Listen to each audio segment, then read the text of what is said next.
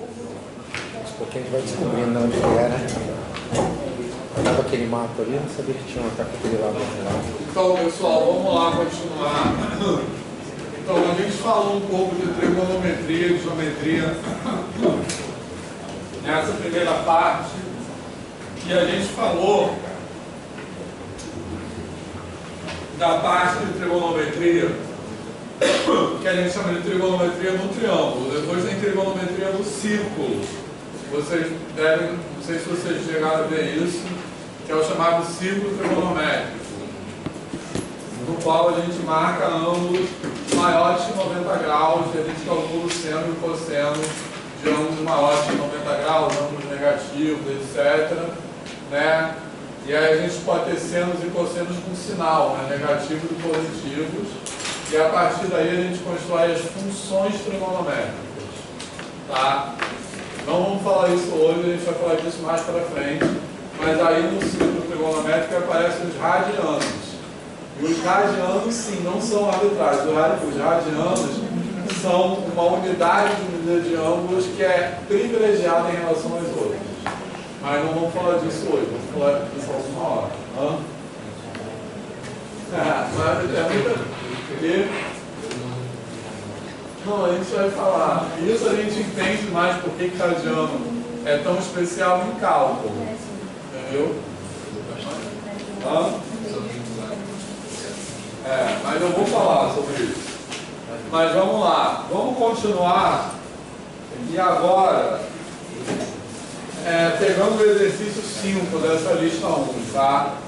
Já eu quero falar da avaliação da disciplina, certo? Só para eu não esquecer, mas deixa o pessoal acabar de voltar do jantar. Então, olha só, a partir do exercício 5, a gente vai começar a trabalhar com equações e funções, tá beleza? Certo? Equações e funções são basicamente, falando ao pé de, a grosso modo, coisas que envolvem letras, tranquilo? E a gente começa a estudar em matemática na escola coisas que envolvem letras, em geral, a partir do 6º ano, né, do ensino fundamental. Beleza, pessoal? E esse é o momento que as coisas complicam muito, tá? Porque até então a gente trabalha com uma matemática na qual a gente só tem números, de repente começam a aparecer letras que representam esses números. Que é a álgebra, isso. Beleza, pessoal? E aí vai ter equações, funções, beleza? E isso muitas vezes causa um nó na cabeça das crianças. Não né? As posteriores, postergadas também. Matemática da É com o quê? Matemática da função. Não consigo Não. relacionar a função com o gráfico de jeito. Então, vamos fazer isso. Calma. Vamos começar a fazer isso agora, tá? Então, olha só. Mas o que eu quero dizer é que lá na educação básica, as crianças, né, no Fundamental 2, que têm dificuldade quando começa a aparecer letras em matemática, elas têm toda a razão de ter essa dificuldade. Tranquilo? Começa o quadradinho. Começa quadradinho, exatamente, estrelinha, né, coisinha assim, e depois isso vira letras, tranquilo? Mas muitas vezes isso é feito de uma maneira muito assim, brusca, digamos assim, de repente aparecem aquelas coisas, beleza? E aí, para pensar o quão isso é, assim, é difícil, né, vamos dizer, grande parte da história da matemática foi feita sem letras, né, assim. Por exemplo, toda a matemática grega, que vocês estão aprendendo lá em geometria euclidiana, é baseado no livro Os Elementos de Euclides, toda a matemática grega é feita sem letras. Então, assim como a matemática árabe, né? Então, nessa época não existia, por exemplo, o conceito de fórmula, certo? Uma fórmula era uma receita, tranquilo? Você não escrevia isso aqui assim. y igual a x ao quadrado mais 2x. Certo? Como é que você falava isso aí? Pegue o número, multiplique por 2, depois pegue o número, eleve ao quadrado e some. Era uma receita mesmo, passo a passo, um algoritmo. Exato. Beleza, pessoal? Tranquilo? Então, a ideia de usar letras para representar números em matemática é mais ou menos, isso começou a ser aceito, assim, e se tornar uma coisa difundida na matemática, mais ou menos a partir do século XVII, que é muito recente, tá? Então, grande parte da história da matemática não existia simbologia algébrica, tranquilo? Certo? E a gente quer que as crianças aprendam isso em uma semana, às vezes, tá? Então, por isso que eu estou dizendo, as crianças têm toda a razão de ter essa dificuldade, porque estranhar isso é natural, beleza?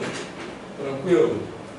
Além disso, quando a gente começa a trabalhar com simbologia algébrica, a gente tem situações diferentes nas quais as letras têm papéis diferentes, tá? Então, por exemplo, a gente pode ter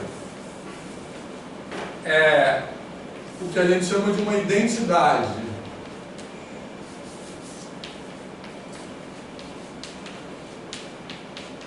Uma identidade é uma relação, né, que vale sempre em algum contexto.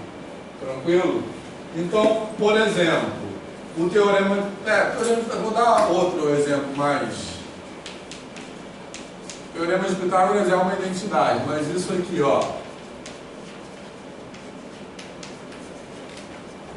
Beleza? Isso aí é uma identidade, é uma coisa que vale sempre. Isso vale sempre, na verdade, quando? Para todo A e B números reais. Lembrando que, para quem não viu, esse símbolo aqui significa para todo, beleza? Certo? Lá de cabeça para baixo é para todo.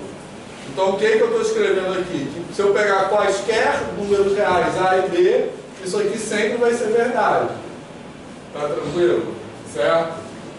Então, nesse caso, as letras servem para representar isso, que aquilo ali eu posso botar qualquer número ali que isso sempre vai funcionar. Isso a gente chama de uma identidade, tranquilo? Além disso, as letras podem aparecer numa equação. Quando eu escrevo assim, x2 mais 2x mais 1 igual a 0.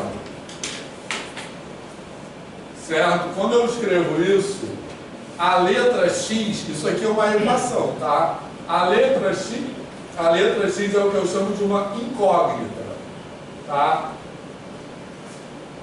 O que é uma incógnita?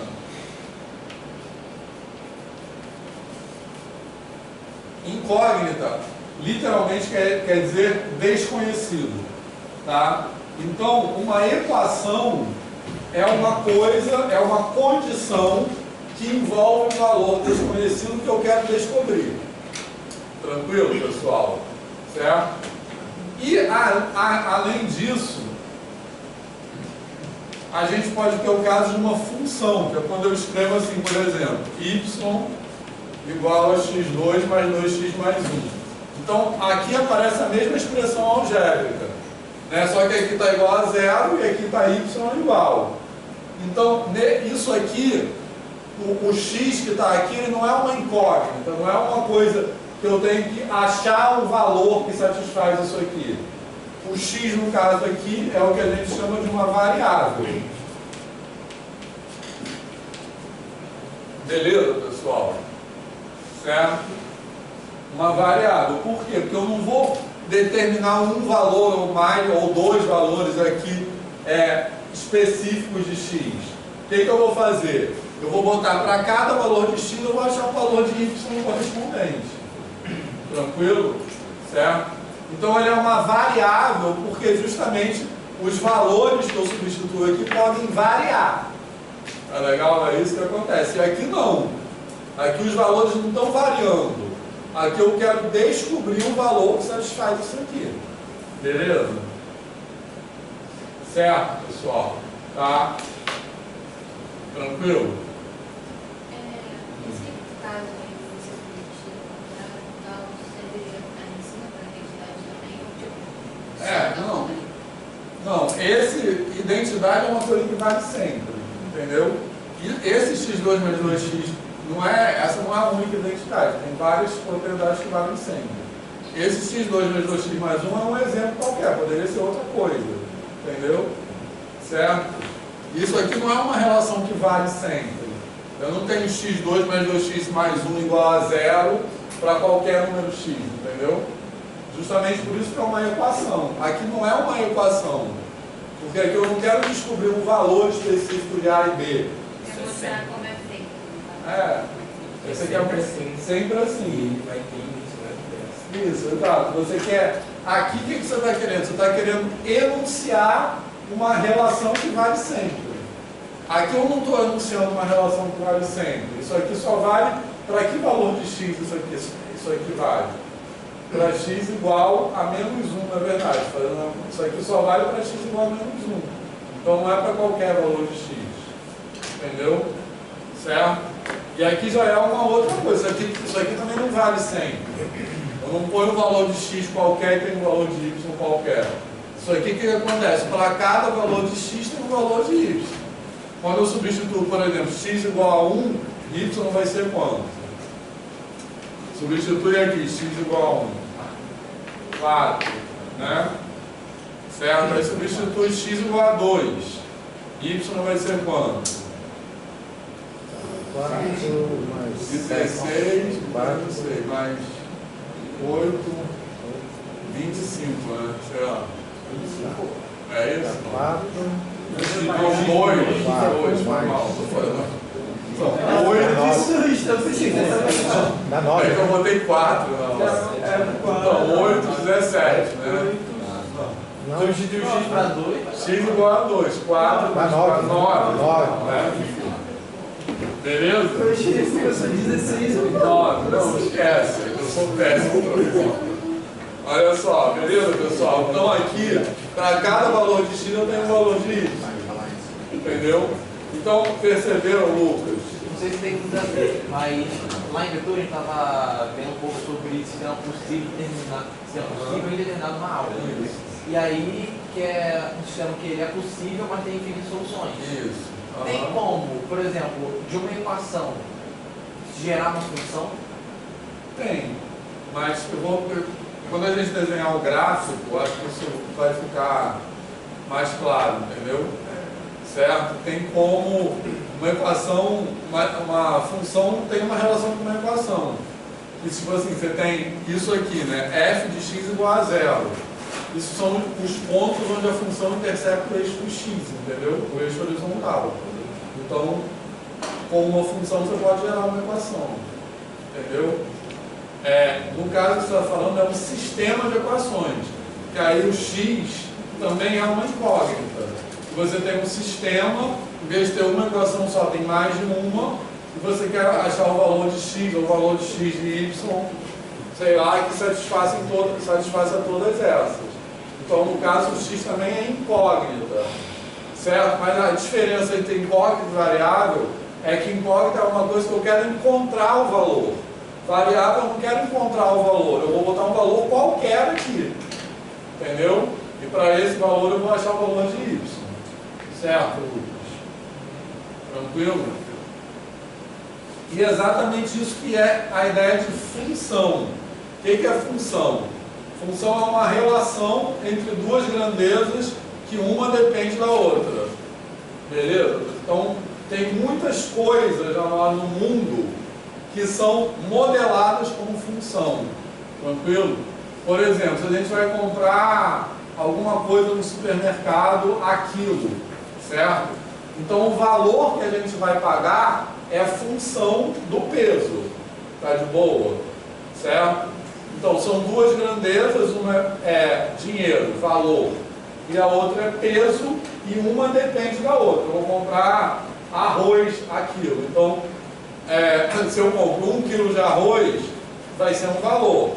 Se eu compro 2 quilos de arroz, vai ser outro valor. E assim por diante. Então, o preço depende da massa, né, no caso, do peso. Beleza, pessoal? Certo? Então, a ideia de função é essa, tá? Outra, assim, posição em função do tempo. Tá? Se eu vou andar daqui até aquela parede, em cada instante eu vou estar numa posição diferente. Então, a posição depende do tempo. Beleza, pessoal? Então, essa é a ideia de função. Tranquilo? A gente vai falar bastante sobre isso aqui. Certo? Tá de boa, pessoal, isso? Tá? Mas nesse momento, agora vamos falar de equação e função, tá? Certo? Resolvendo essas aí da lista. Beleza, pessoal? Tá? E a gente vai falar bastante disso, mas por enquanto é importante entender que dependendo do contexto, as letras têm papéis muito diferentes. Tá? Então vamos começar resolvendo função, resolvendo equação e depois desenhando gráfico de função. E aí o Érico também tem toda a razão, porque uma coisa é entender o que eu já falei de função, que função é uma grandeza que depende da outra. A outra coisa é representar isso graficamente. Para representar isso graficamente, a gente precisa entender como funciona a geometria analítica. O que é a geometria analítica? É a geometria com coordenadas, certo? A gente tem a geometria assim, a gente tem uma forma de pensar em geometria, que a gente chama de geometria sintética, que é o que vocês estão fazendo em geometria euclidiana com Gerard, e tem uma forma de pensar que é a geometria analítica, que é o que vocês estão fazendo em vetores. Beleza? E para desenhar gráfico de função, a gente precisa entender como funciona a geometria analítica. Então, vou falar um pouco sobre isso. Beleza? Tá? Isso fala, aí aquele incógnito aí é variável. Não tem um nome específico. Entendeu? Vamos fazer a questão 5, que é para resolver equações. Mas antes de começar, eu queria falar agora que a galera já chegou. Aliás, alguém não assinou a lista? Passa a lista para ela, por favor. Olha só, então eu queria falar sobre a avaliação. Beleza? Eu vou tentar mandar a lista de exercícios de novo, tá? Que algumas pessoas estão tendo dificuldade em baixar. Mas ela tá assim, ó. Eu olhei aqui no celular, para mim tá abrindo normal. Tá? Mas lá no Google Classroom tem uma pasta. Tem um link escrito atividades. Dentro dessa pasta eu vou colocar todas as listas de exercícios. Já está a lista 1, com o gabarito, inclusive, que eu até corrigi aquele erro que o Marcelo falou. Já corrigi. E a lista 2, depois eu vou botando mais lá. Beleza? Quem tiver dificuldade, pode mandar um e-mail que eu mando por e-mail, tá? Mas elas estão lá dentro. Tranquilo? E aí, a avaliação da disciplina vai ser assim. Como eu falei desde o começo, ninguém vai ser reprovado por média nessa disciplina. Tranquilo? Para passar na disciplina, vocês só precisam via aula, mais nada. Quem tiver 75% de presença já está aprovado. Tranquilo, pessoal? Certo? Não vai ter reprovação por média. Por quê? Acho que eu já expliquei isso, mas falar de novo. Por quê?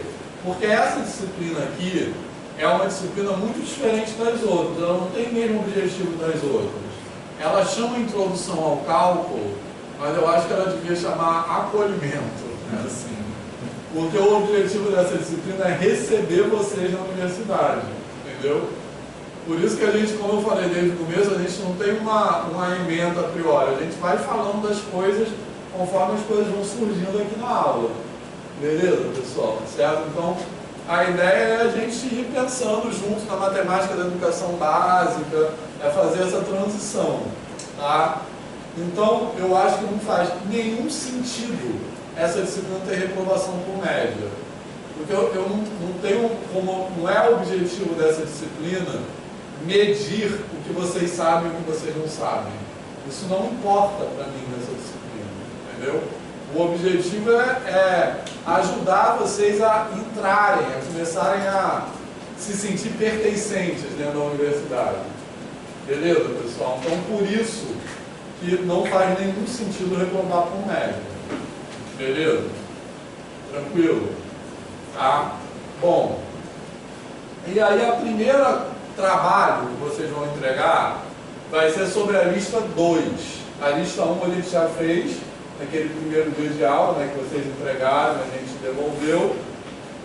E o primeiro trabalho vai ser a lista 2. Então, nessa lista 2, ela tem vários exercícios, tá? Então, a gente vai querer que cada um de vocês escolha 5 itens. Por que é 5 itens? Porque senão a gente não vai conseguir corrigir. A gente gostaria de poder corrigir tudo, beleza? Mas a gente não tem como, a gente vai corrigindo em aula, tá?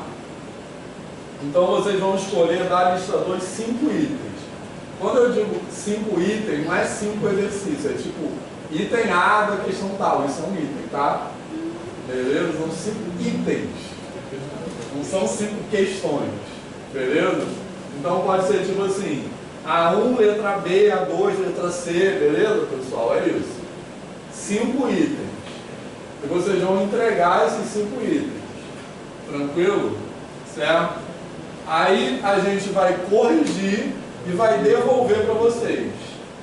Só que a gente não vai dar nota, certo? A gente só vai dar um retorno para vocês. Daquilo que vocês fizeram, comentar o que está certo, o que está errado. Por isso que eu sugeri na mensagem que eu mandei, vocês podem escolher os 5 itens que vocês têm mais dificuldade. Entendeu? Porque não importa se está certo ou errado. Tranquilo? Certo? Se desafie. Exato. Então, aqueles que vocês têm mais insegurança, é esse que vocês têm que entregar. Tá? Mas assim, tudo a gente vai fazer aqui na aula. Mas olha só, e aí a gente vai dar a nota assim. Vai ter mais um trabalho, tá?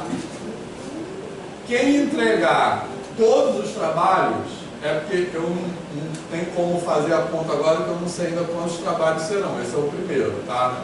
Quem entregar todos os trabalhos vai ficar com 10. Só, então, o que eu quero dizer? O critério de avaliação é só se vocês entregarem os trabalhos ou não. Entendeu? Beleza? Então, aí eu vou fazer rapidinho um critério, depois que a gente souber quantos trabalhos são, aí eu vou fazer uma pontuação por cada trabalho. Tranquilo? Mas vai ser uma proporção, digamos, ninguém vai ficar com nota abaixo de 5. Então, digamos assim, digamos que sejam 4 trabalhos, aí a gente vai fazer um critério lá. Quem entregar 2 e não entregar 2, fica com 8, sei lá. A gente vai fazer um critério assim, entendeu? Não importa se está certo ou errado, certo? Quem entregar o trabalho vai receber a nota só por ter entregue o trabalho, não é certo ou errado. Ficou claro? Mas não relaxa, gente, que ele está aqui para ajudar, é uma matéria de conversão de acolhimento. Aproveite esse momento, que cálculo está aqui, geometria euclidiana está aqui. Isso. Então aproveita que o professor é bom, que o professor se importa com a gente, se importa em receber a gente. Use isso com vontade, não desvontade. Ai, não vou na aula dele, não vou entregar de qualquer jeito, vou estudar para outra matéria. Não é essa a ideia. Sim, é isso. Muito bem falado. Eu fiquei com uma dúvida assim, no conteúdo no décimo, segundo a lista 2 de trabalho. São duas coisas diferentes, a lista 2 a gente faz e manda inteiro. Não, vai inteiro. Da lista 2 você vai escolher 5 itens. Então é a mesma coisa, a lista 2 de trabalho faz parte do... Dentro da lista 2 você vai escolher 5 itens. Entendeu? Esse é o trabalho 1. Aí depois vai ter outras listas, aí a gente vai passar. Tipo assim, lista 3, aí eu vou passar, passam 6 itens, sei lá. A gente só envia Esse trabalho. Isso. Entendeu? Beleza? Não venham com retalho de papel de pão. Não, aí vocês... Folha amassada. Vocês vão enviar lá, tem um link dentro do Google Classroom para enviar o trabalho, tá? Aí eu só pode ser papel de pão, folha amassada.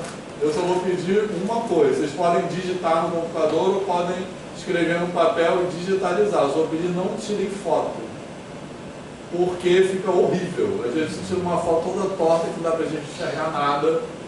Usem um aplicativo de scanner, que tem vários que são gratuitos, que eu uso no meu celular, é o Can Scanner. Não sei se vocês conhecem, tem uma versão gratuita e uma versão paga. Conhecem esse? É CAN, que é Can de câmera, Scanner. Tem outros, mas eu, inclusive em casa, eu uso esse aplicativo e a qualidade do escaneamento é melhor que da impressora. Eu nem uso a impressora para escanear, eu uso sempre o aplicativo. E aí salva em PDF, tá? Não salva em imagens, JPG, essas coisas, tá? Porque fica horrível a qualidade. Beleza, pessoal? Tranquilo? Então por isso que eu pedi, ou vocês mandam em doc, quem quiser digitar direto no computador, salvar em doc, ou manda em PDF. Não manda JPG, GIF, nada disso, tá? Que fica muito ruim de ler. As pessoas tiram uma foto toda torta, escura.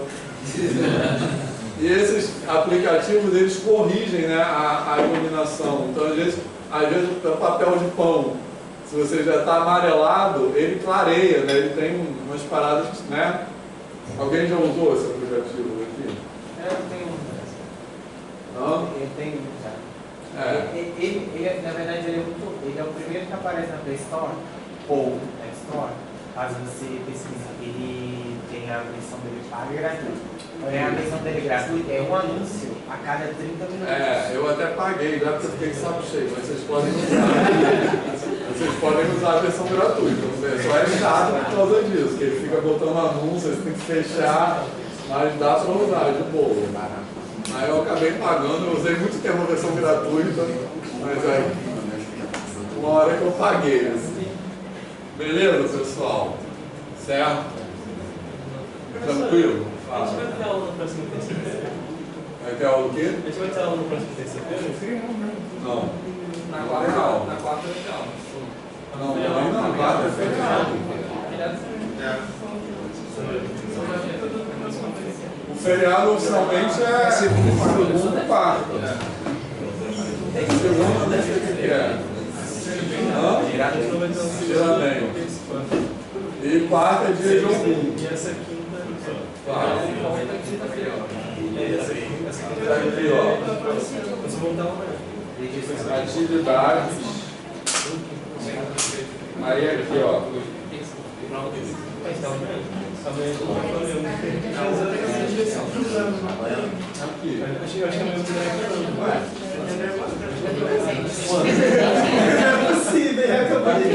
Aí, má vontade é complicado.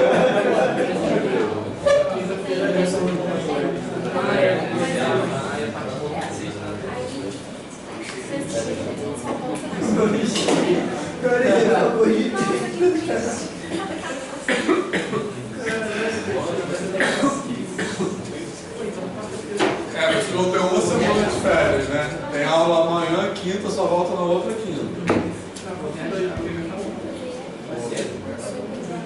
Bom, vamos fazer agora então a questão 5.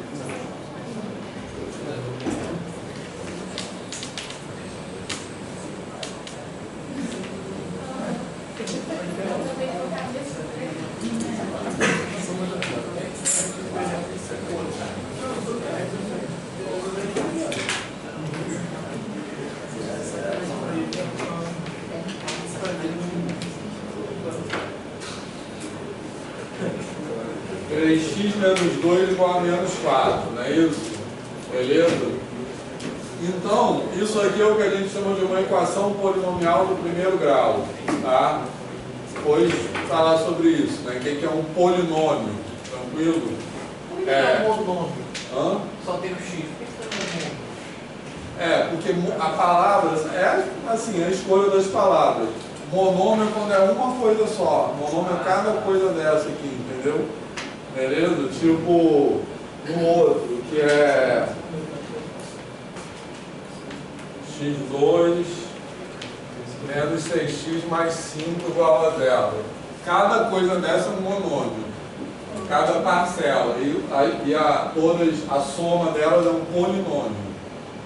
Tranquilo? Certo? Isso aqui é um monômio, isso aqui é outro monômio, isso aqui é uma constante, mas também pode considerar um monômio. Monômio é cada pedaço, é cada parcela.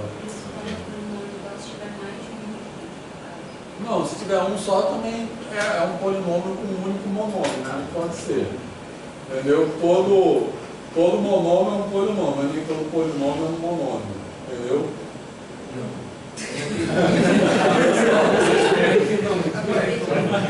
Polinômio é quando tem um ou mais. Monômio é só quando tem um. Um termo, né?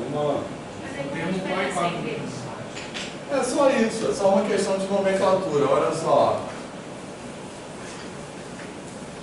Se você tiver alguma coisa assim, A vezes X elevado a N, entendeu? Sempre tem que ser assim. Isso é um monômio. Uma soma de monômios é um polinômio, entendeu? Mas pode ser um único também é um polinômio. Então, mas eu estou querendo saber como que diferencia.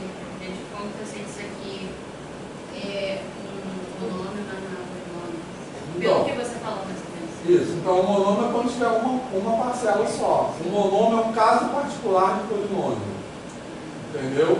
Um monômio é um polinômio com só uma parcela. Se tiver mais de uma, não é mais um monômio, é só um polinômio. Entendeu? Beleza? Mas o mais importante é vocês entenderem o que é um polinômio, certo? Ou seja, distinguir coisas que são polinômios de coisas que não são polinômios, tá? A palavra polinômio, certo? É usada para um tipo especial de expressão algébrica, tranquilo?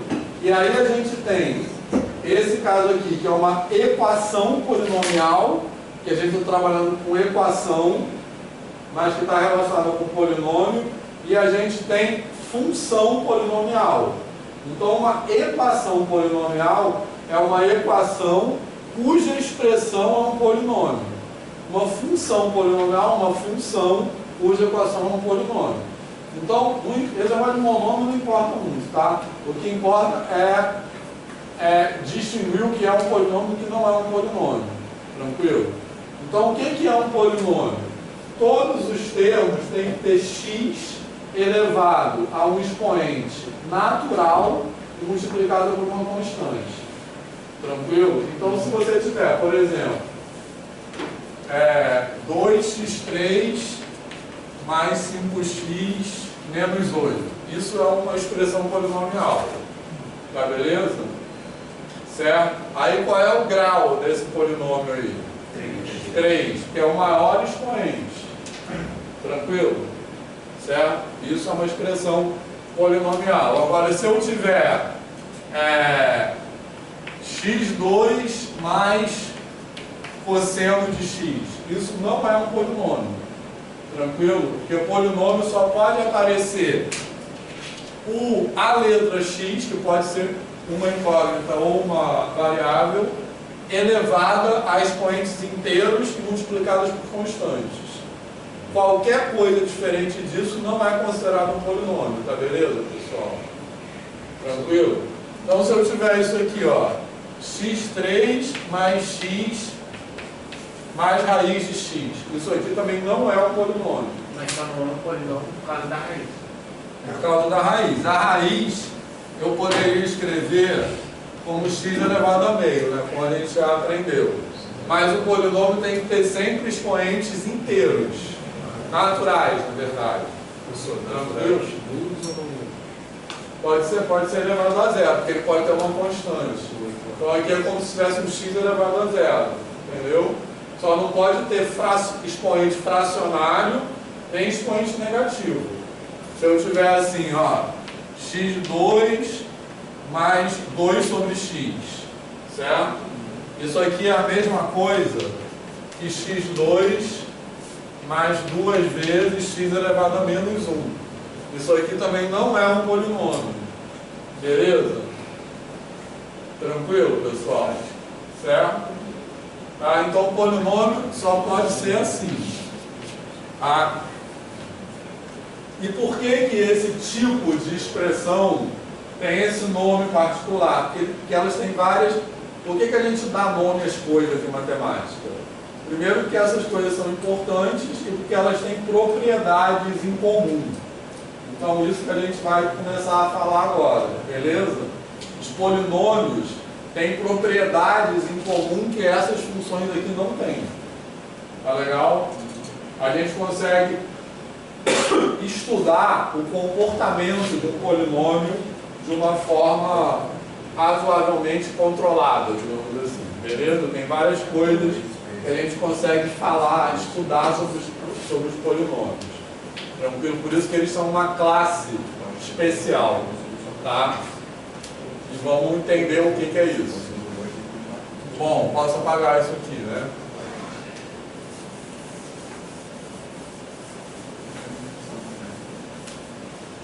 Então, olha só. Aqui eu tenho uma equação polinomial do primeiro grau. Por que é do primeiro grau? Porque o maior expoente é 1. Eu tenho x elevado a 1. Tá beleza? Tranquilo? Então, resolver isso aqui é razoavelmente simples. Por quê? Porque o x só aparece uma vez. Então eu consigo isolar o x de um lado e colocar tudo que não é x para o outro lado. Então o que eu posso fazer? Eu posso passar o 2 para o outro lado, no primeiro momento. Esse passar o 2 para o outro lado é uma maneira ruim de falar, tá? Porque quando eu estou passando o 2 para o outro lado, isso pode confundir. Certo? Exatamente. Eu estou somando 2 dos dois lados. Porque sempre que eu tenho uma equação, é uma igualdade. Certo? Como eu já falei, vocês podem pensar numa igualdade como uma balança. Certo? Quando eu tenho uma balança, se eu digo que ela é igual, porque ela está equilibrada, né? O peso aqui é o mesmo peso do outro lado. Então, por exemplo, se você bota 1 kg desse lado, você bota 1 kg do outro lado, ela continua equilibrada. Se você tira 1 kg de um lado e tira 1 kg do outro, ela continua equilibrada. Se você divide o peso por 2 dos dois lados, ela continua equilibrada. Se você multiplica o peso por 3, ela continua equilibrada. Beleza? Então, numa balança, tudo que você faz de um lado, se você fizer igual do outro lado, ela preserva a igualdade. Tá? Isso é uma analogia para uma equação, é a mesma coisa. De boa. Certo? Então, como o Eduardo falou, o que eu vou fazer? Eu vou somar 2 dos dois lados. Então, eu vou ter 3x, vou somar 2 aqui, aí vai cancelar com esse 2, menos 2 mais 2. É como se eu estivesse somando 0. Vai ficar menos 4 mais 2, beleza? Aí menos 4 mais 2 dá quanto? Menos 2. Tranquilo? Pensando na soma de números negativos como um deslocamento para a direita e para a esquerda. Né? Então eu posso pensar que eu estou no menos 4 e ando 2 unidades para a direita. Então eu vou parar no menos 2. Para evitar decorar aquelas regras, né? Certo? Então eu vou ter 3x igual a menos 2. Agora o que eu posso fazer aqui para isolar o x? Dividir por 3 dos dois lados. Então eu vou ter x igual a menos 2 terços. Tranquilo? Porque tem gente que fala que existe diferença entre menos 2 sobre 3 e menos 2 terços. Como é que eu posso distinguir isso? Não, é a mesma coisa. É porque o resultado de menos 2 sobre 3 é menos 2 terços. Menos 2 dividido por 3 é menos 2 terços, entendeu? É porque tem gente que fala que é completamente diferente. Não. Eu não muito isso. Só para eu conseguir. Mas é a mesma coisa, entendeu? Porque se você pegar... Se você pegar o número... Tipo assim, você pode pensar nisso como ações diferentes, mas que têm o mesmo resultado. Tranquilo? Legal você, tipo assim, 1 meio, 2 quartos são operações diferentes que resultam no mesmo número racional. É a mesma coisa, entendeu?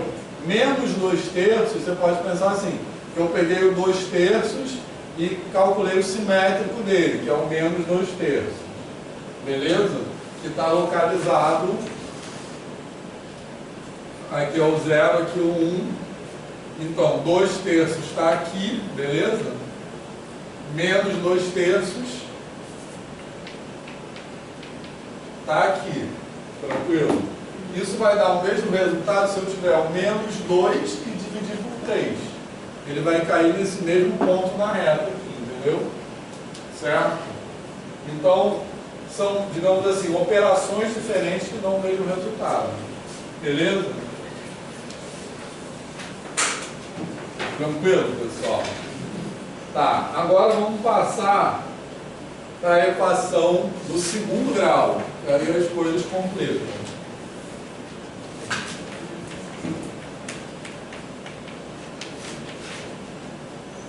Certo? Então, como é que vocês resolvem isso aí? A minha usa básica, eu preciso Soma de produto, também pode ser.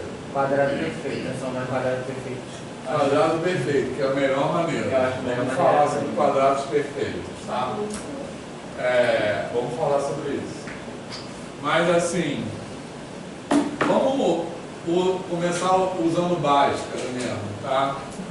Tranquilo? Você pode fazer por soma de produto, que é tipo fazer de olho, quando é possível. Que a gente sabe que esse número aqui tem que ser o quê? Produto, isso aqui tem que ser menos a soma, tá? Beleza? Mas vamos fazer usando báscara, tranquilo?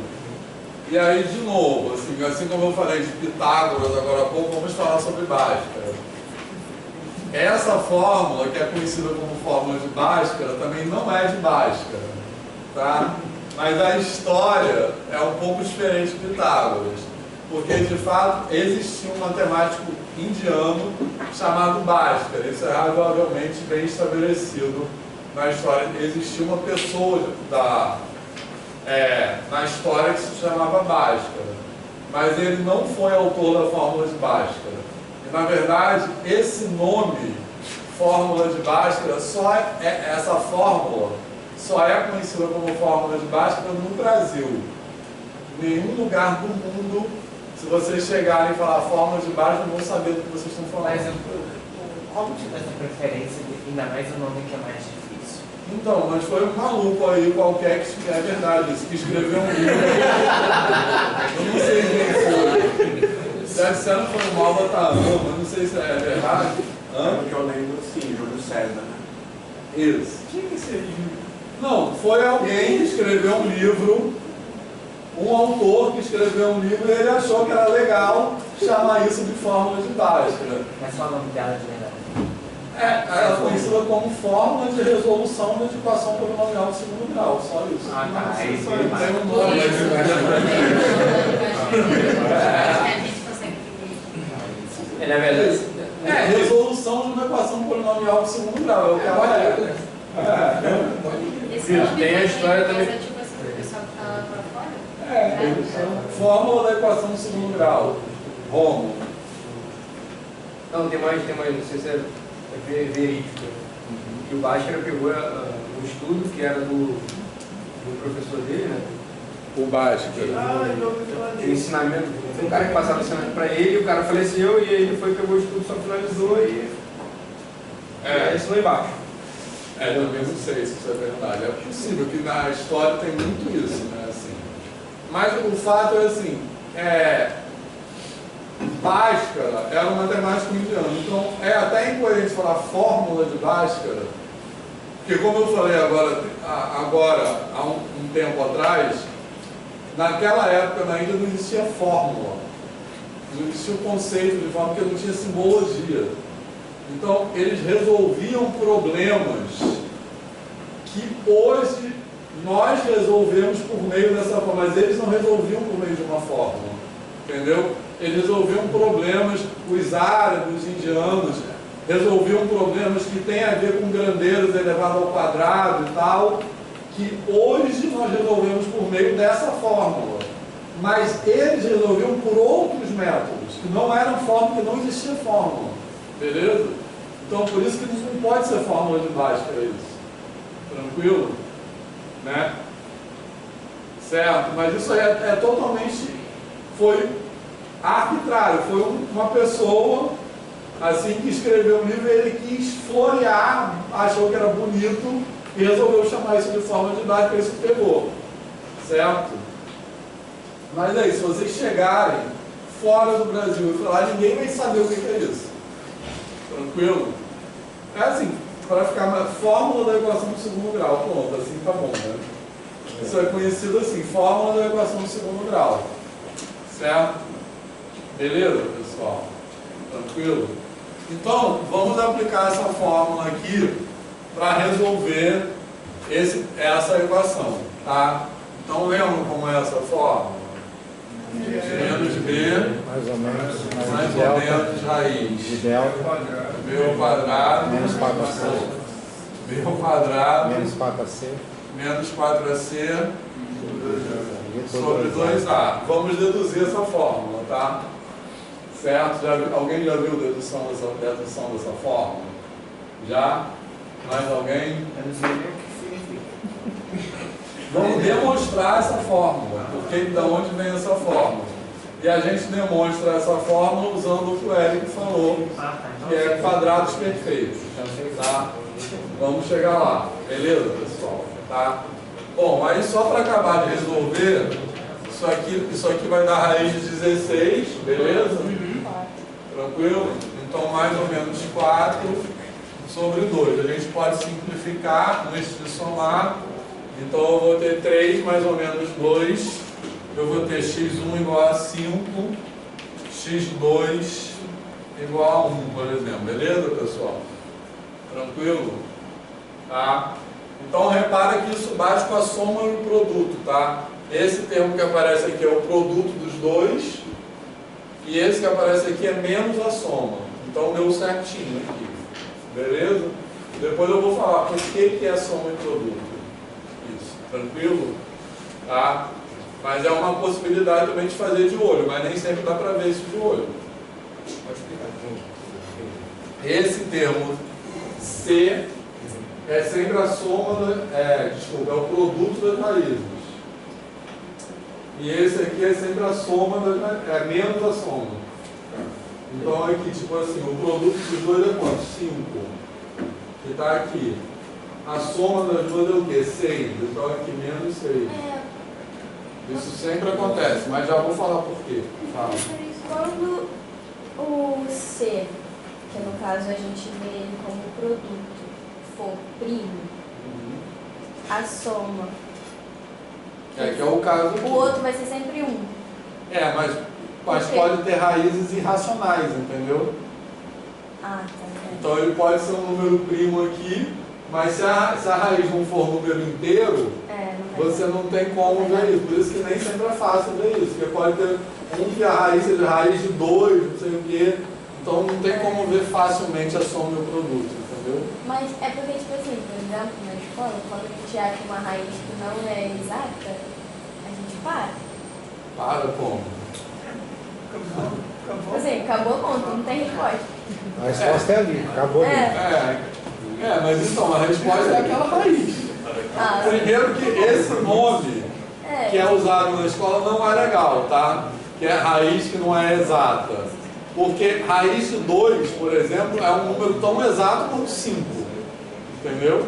Por que ele é exato? Porque ele tem uma localização na reta, ele é um número como outro qualquer. Mas na escola a gente usa essa raiz não é exata, ela tem preconceito para essa raiz, entendeu? E ela é uma solução da equação, igual qualquer outra. Entendeu? Beleza? Mas quando a raiz não é um número inteiro, eu posso ter uma equação aqui só com coeficientes inteiros e a raiz é um número irracional, que é essa que eles chamam de raiz não exata. A raiz é um número irracional. Quando é um número irracional, não é tão fácil ver o que é a soma e o que é o produto, entendeu? Então, às vezes, a soma e o produto ajuda a bater o olho e ver qual é a raiz, mas nem sempre dá para fazer isso. Beleza, pessoal? Tranquilo? Bom, aí a gente vai começar, não vai conseguir acabar hoje, eu acho, mas vai começar a falar da dedução da fórmula de Bhaskara. Mas vamos só fazer o outro. Item C. Que é x mais 1 vezes x menos 2 é igual a 0. Tranquilo? Isso aí, embora não esteja explícito, também é uma equação de segundo grau, concorda? Beleza? Por que isso é uma equação de segundo grau? Porque se eu desenvolver isso aqui, quanto vai dar? Ó, x2, fazendo aqui, vocês chamam de chuveirinho, que é um nome horrível, x2 menos 2x mais x menos 2 igual a 0. Concorda? Certo? Ó, esse vezes não é mais. Hã? Não troquei esse não aqui. Tá. Então isso aqui vai ficar x2 menos x mais 2 igual a 0, beleza? Certo? Qual parte você não entendeu? Daqui para cá, eu estou fazendo assim, ó. Distributivo, é isso. Entendeu? Distributivo. X vezes x, x2, x vezes menos 2, menos 2x, 1 vezes x, x, 1 vezes menos 2, menos 2. E aqui eu somei menos 2x mais x, menos x, tá? Hã? Não, eu errei. Menos 2, foi mal. Certo? Tá legal? Beleza, pessoal? Então, isso aqui é uma equação de segundo grau, porque isso aqui é equivalente a isso. Então, eu percebo que é uma equação de segundo grau, porque o maior expoente é 2. Tranquilo? Agora, eu posso aplicar a fórmula de Bhaskara aqui e resolver. Certo? Só que eu precisaria fazer isso? Não, não preciso fazer isso. Isso é dar uma volta totalmente desnecessária. Eu só fiz isso aqui para mostrar para vocês que isso aqui é uma equação de segundo grau. Tá legal? Certo? Beleza? Só que ela não aparece o x2 porque ela está escrita na forma fatorada. Certo? Beleza? Tranquilo? Mas eu escrevi assim para mostrar que o x2 está oculto ali, mas é uma equação de segundo grau. Fala. Tipo assim, uma coisa que eu tinha dificuldade é, por exemplo, colocar em evidência. Como falar assim, coloca em evidência. Como que eu vou colocar Então, colocar em evidência é aplicar a propriedade distributiva, nada mais do que isso. Aí, só que tipo, não entra na minha cabeça. Tá, mas aqui eles estão colocando nada em evidência. Eu sei. É só que eu lembrei. Mas colocar em evidência é assim, tipo assim, se eu tenho AX mais AY, certo? Isso é a mesma coisa que escrever AX mais Y, não é isso? Isso aí é a propriedade distributiva. Se eu faço daqui para cá, eu estou distribuindo. Se eu faço daqui para cá, eu estou colocando em evidência. Mas, na verdade, colocar em evidência é a propriedade distributiva. Mas vamos... depois vamos fazer. Isso aí vai aparecer no exercício, com certeza. Agora, olha só. Para resolver isso aqui, tudo bem, não estaria errado. Eu posso aplicar a fórmula de Bhaskara aqui. Só que é uma volta bizarra que eu não preciso. Porque, como ela já está fatorada, eu já posso resolver diretamente daqui. Tranquilo? Como? Olha só o que eu tenho aqui. Eu tenho que esse número, que está entre parênteses, multiplicado por esse número é igual a 0, não é isso? Certo? O que acontece? Quando eu tenho um produto de dois números dando 0, o que tem que acontecer necessariamente? Não tem outro jeito. Tranquilo? Certo? Se eu tiver o produto de dois números dando 10, tem várias possibilidades. Pode ser 1 vezes 10, 2 vezes 5, beleza? Tranquilo? 3 vezes 10 terços. São várias possibilidades que o produto dá 10. Mas para o produto dar 0, o único jeito é um dos fatores sendo 0. Não tem outra possibilidade. Beleza? Então o que eu tenho? Se o produto desses aqui é 0, significa que ou x mais 1 é 0, certo? Ou x x menos 2 é 0, beleza? Ou os dois, né? Ou os dois. Mas pelo menos um deles tem que ser 0. Tá? Mas olha só, esse ou aqui não é exclusivo, tá? Isso é importante também. O ou em matemática nunca é exclusivo. É inclusivo. Você considera as duas coisas ao mesmo tempo. Tem um E no meio. Isso aí. Mas olha só, isso é um princípio da lógica matemática. Depois eu posso falar mais disso. Porque a lógica matemática é um tipo específico de lógica. Existem outras lógicas também. Tá? E a lógica matemática é baseada numa ideia central que é chamada o princípio terceiro excluído. Mas depois eu falo sobre isso, agora não vai dar tempo. Olha só, então x mais 1 igual a 0, x tem que ser quanto? Não, menos 1, tá legal? Certo? Então esse aqui é a primeira raiz e a segunda raiz é x igual a quanto? 2, beleza? Tranquilo? Agora, pode ser os dois ao mesmo tempo, mas não vai ser os dois ao mesmo tempo, porque eu não posso ter um número igual a menos 1 e 2 ao mesmo tempo. Nesse caso, o E não existe. Isso aqui não pode ser isso e isso. Certo? Mas o OU sempre considera o E também. Tá? Então, olha só. Qualquer um que eu substituir aqui vai dar 0. Beleza, pessoal? Certo? Tranquilo? Então, resolvi essa equação, tá? Posso apagar isso aí tudo? Posso? Tá. Vou começar a encaminhar a demonstração da fórmula de Bhaskara. Amanhã a gente termina. Certo? Fala. É só uma questão que me acontece, mas eu queria saber se em algum momento você pretende falar sobre raciocínio lógico. Se aquele raciocínio veio em questão de banco, que João e Maria tem não sei quantos pães, então, sei lá, qual é o nome de tal objeto que eles usaram, sabe? Tipo, então, pra mim, sinceramente, não é nem como lógico. Não mas, verdade. Entendeu? Mas tem exercícios que treinam isso. Tem, então, isso que chamam de exercício de raciocínio lógico, algumas dessas coisas são mesmo, mas algumas dessas coisas não são. Então eu posso falar o que é lógica. E eu posso falar alguns que são o que é de raciocínio lógico e o que não é. Entendeu? Posso falar assim.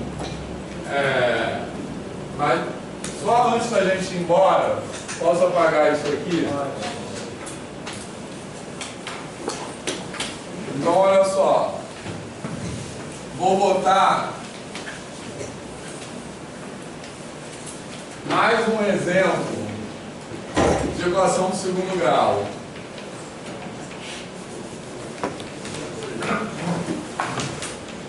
Essa aí, ó. Essa aí, alguém saberia resolver isso sem usar a fórmula de Bhaskara? Tá. O segundo termo, 2x, você vai pegar o 2, que eu esqueci o nome que se dá na você vai dividir ele por 2 e ele vai pegar o quadrado. Tá, mas e aí? Aí depois vai dar 1 elevado ao quadrado. Isso, aí você vai ter que igualar ele no outro lado para dar o valor que você quer. Vai ficar x ao quadrado mais 2 dividido por 2 elevado ao quadrado, x mais 1 elevado a 0 mais 1. Tá, calma. X ao quadrado, como é que é? Mais, aí você coloca entre parênteses 2 dividido por 2. Tá, assim? Vamos dar o que tem que fazer. Isso. Não, Mas peraí, confundiram termos. E? Não, exatamente isso. Tá, que é mais? Mais 1 igual a 0 mais 1. Então, mas aí você está alterando a equação, entendeu? Porque aqui você está dividindo por 2. Ah, não, é porque tem que elevar ao quadrado. Vai elevar ao quadrado onde? O termo 2 vem por 2. Isso. Tá, mas e aí? Mas aí você colocou aquele mais 1 do outro lado, também está alterando a equação. Ah, tá. eu acho que eu esqueci alguma coisa. Acho que tem que. Aí somar, na verdade. Mas- É menos 6x e repetir isso, né? É um pouco por aí. Mas na verdade, esse caso específico, a gente vai fazer uma coisa, eu acho que você deve estar lembrando de algum É porque aqui já tá. procedimento. Porque quando eu li de primeira, eu tive um pouquinho. Porque pra mim ele parece estar deslembrado já. Tá, mas calma. Amanhã a gente continua, mas nesse caso específico aqui, olhem para isso aqui. Isso aqui não é nada que vocês falam. Seria x mais 1 ao quadrado, né? Isso, esse x mais 1 ao quadrado. Estão ligados nisso? Certo? Beleza? Tranquilo? Isso é x mais 1 ao quadrado. Isso é um quadrado perfeito, que a gente chama. Tá beleza? Depois de reduzir, e sobrar só isso. Isso. Mas acho que eu não consigo explicar direito. Né? Aham. Tá. Então isso aqui é um quadrado perfeito. Então qual é o valor de x que faz isso aqui ser zero?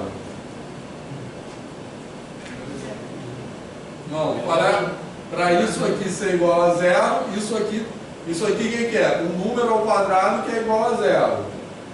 Beleza? Então, qual é o número que ao quadrado é zero? Ah, não. Zero.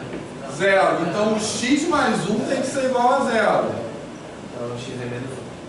Isso aqui tem que ser igual a zero. Então o x tem que ser igual a quanto? Menos 1.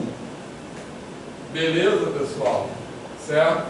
Então, esse aí, eu não preciso da fórmula de Bhaskara para resolver, certo? Porque eu dei sorte dele ser um quadrado perfeito. Da mesma forma, esse aqui, ó. Vou botar agora com sinal de menos. Esse aqui também não é um quadrado perfeito? Esse aqui é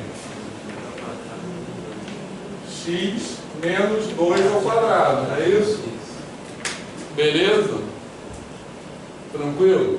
Então, quando é um quadrado, então aqui x igual a quanto? 2. Então, quando é um quadrado, vou só fechar isso, aí a gente continua amanhã. Quando eu dou uma sorte louca da equação do segundo grau ser um quadrado perfeito, eu não preciso usar a fórmula de Bhaskara. Beleza? Tá certo, pessoal? Tá? Mas se não fosse um quadrado perfeito, o que eu posso fazer? Não, eu posso fazer o seguinte, eu posso transformar ele num quadrado perfeito. Então, por exemplo, se aqui fosse, rapidinho, tá?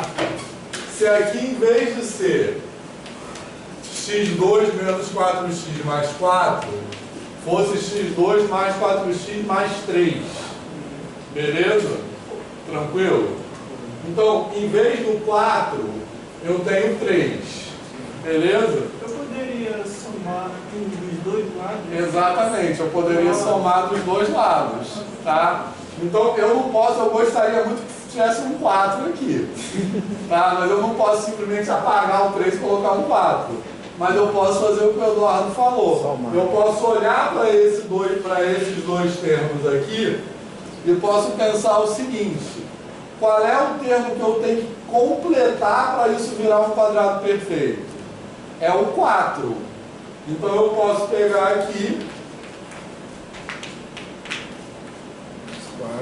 mais 4, aí eu tenho que repetir o mais 3, porque eu não posso simplesmente jogar o mais 3 fora, e tenho que escrever um 4 do outro lado para compensar. Mas é que eu falei. Não? Porque Foi nesse caminho que você falou. 4 dividido por 2. 2 elevado ao quadrado? Sim, esse procedimento que você falou é para descobrir qual é o termo que você tem que somar. Entendeu? Beleza. Mas é por aí. Só que naquele lá você não precisava disso, porque aquele já é um quadrado perfeito. Mas você deve já ter visto isso no ensino médio. Então, beleza, pessoal? Esse aqui. Então, o que vai acontecer? Esses 3 aqui vão virar o quadrado perfeito, concorda? É porque é só para completar. O que eu falei ali, do 4 ser dividido por 2 ao quadrado não é à toa. Porque na verdade esse 4x, se você desmembrar a equação, é aqueles 2x. É isso. É aqueles 2x, porque quando você faz x ao quadrado, mais 2ab, por exemplo. Exatamente. É você para descobrir quem é o termo que você tem que somar. Mas amanhã a gente continua a falar. Vamos só terminar esse aqui, beleza?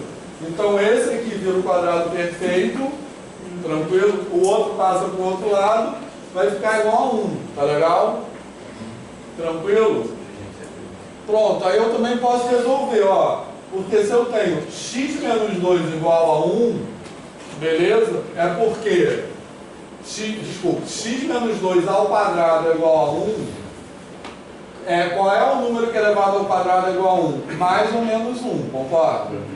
Isso significa que x menos 2 tem que ser igual a mais ou menos 1. Tá? Então eu vou ter x igual a 2 mais 1. Isso, 2 mais 1. Então x1 igual a 3 e x2 igual a quanto? Isso, 1, exatamente. Beleza? Certo? Então essas são as raízes, tá? Então veja bem, todo mundo percebe que esse método eu posso usar em qualquer caso. Tranquilo? Então se a equação do segundo grau já for um quadrado perfeito, beleza. Se ela não for, eu posso transformar ela num quadrado perfeito. Que é o método que o Érico falou. Eu vou olhar para esses termos aqui e olhando para esses termos, eu posso descobrir qual é o termo que eu tenho que somar e subtrair para isso virar um quadrado perfeito. Todo mundo está convencido que eu consigo fazer isso sempre? Sim. Se eu consigo fazer isso sempre, quer dizer o quê? Com qualquer número. Se eu consigo fazer isso com qualquer número, eu posso representar esse número por letras. Não, eu posso botar uma letra. Em vez de botar um número aqui, eu posso botar A, B, C. Entendeu? Que se vale para qualquer número, então eu posso representar por letras. Isso é a fórmula de Bhaskara. Isso que a gente está fazendo aqui é a dedução da fórmula de Bhaskara, que a gente vai completar amanhã. A dedução da fórmula de Bhaskara é um completamento de quadrados. Beleza? Fez sentido? Então a gente vai continuar amanhã.